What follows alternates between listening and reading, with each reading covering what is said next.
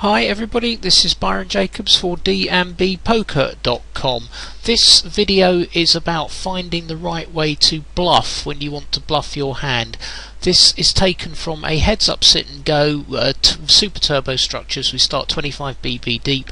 Here you can see I'm down to 420, so we're actually playing 22 BB deep before this hand starts. I'm playing out of position against this guy who's a competent but not brilliant player. He open min raises to 40, and 9 queen is perfectly fine to flat behind there and take a flop.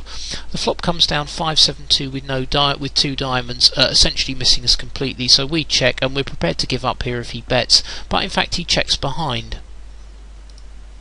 Now when he checks behind here, the first thing to do is to try and put him on a range. Now I think if he had any piece of this flop at all, he would bet because he's too vulnerable to overcards. So if he had a 7, a 5, or less likely a 2, or a hand like a pair of 6s or pair of 4s, something like that, I think he'd bet every time, because my most likely holding is a couple of overcards, and he wouldn't want to allow me to realise that equity by taking a free look at the turn.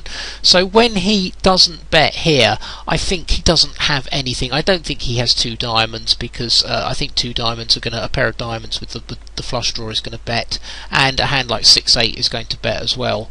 So most of the time here he has a decent high card hand, probably like an ace high or a king high hand that just wants to check behind to play pot control. So when the turn card comes with the 5, this is a great spot for us to bluff.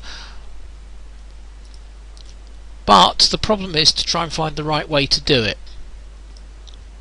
Now I think what would be a mistake here would be to lead out, because if I lead out I don't really represent very much. I mean, okay, I could have 5x or 7x, but I could also have precisely the kind of hand I has, the kind of hand I have, an overcard hand that has no showdown value, and it would be very easy for him to call behind with any kind of ace high hand to pick me off, or indeed he might even raise with his own junky hand like 10-9.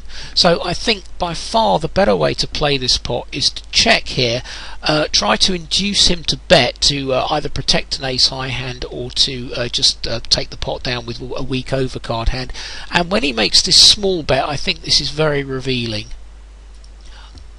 I think this kind of 34 chip bet, which is slightly less than half the size of the pot, is basically saying I'd quite like to take the pot down now. I don't really have anything, so I don't want to waste too many chips. He's not betting 40 or 50 or 60 just in case I really do have something and I'm trapping. He's just saying that he just wants to take the pot down and be done with it. Well, we're not going to let him do that. We're just going to make a pure bluff raise with no hand at all to 100, because I think air is a huge part of his range here, and I think he also has the kind of air that won't call here and won't call on the river, and sure enough he folds straight away. So when you want to bluff, don't always lead out, just look for an opportunity to make a check raising play instead, which can be far more convincing. Thanks for listening. This has been Byron Jacobs for dmbpoker.com.